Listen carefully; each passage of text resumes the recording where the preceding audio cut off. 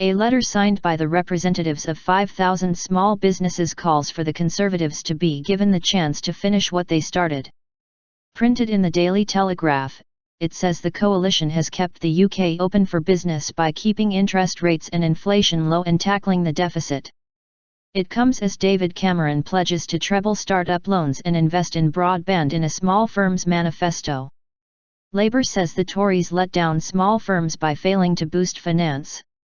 Business spokesman Chuka Umunna said the government had overseen an increase in business rates of around £1,500 and Labour would cut, then freeze, the rates.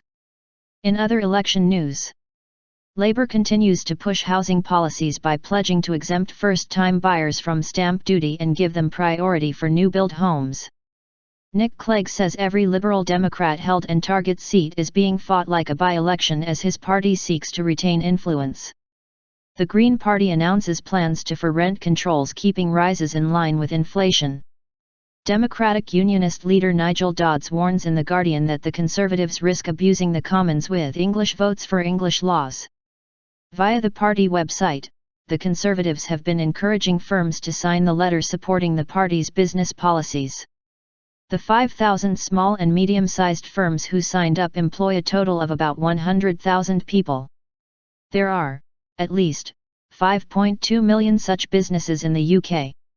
The text praises the coalition's efforts to get the economy moving again by tackling the deficit, helping to keep interest rates low and inflation down.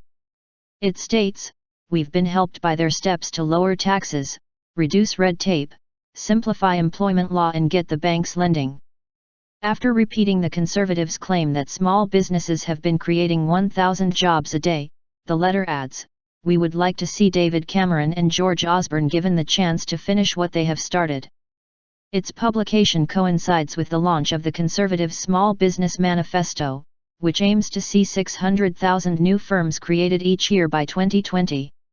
In a speech in North London, David Cameron will reiterate promises to keep taxes low, cut red tape, treble the number of start-up loans and invest in infrastructure like superfast broadband. The document also includes a commitment to review the disadvantages faced by the self-employed, now 15% of the labour force, including accessing maternity pay and building up pensions. Mr. Cameron will pay tribute to small firms' job creation, calling small businesses the backbone of our economy.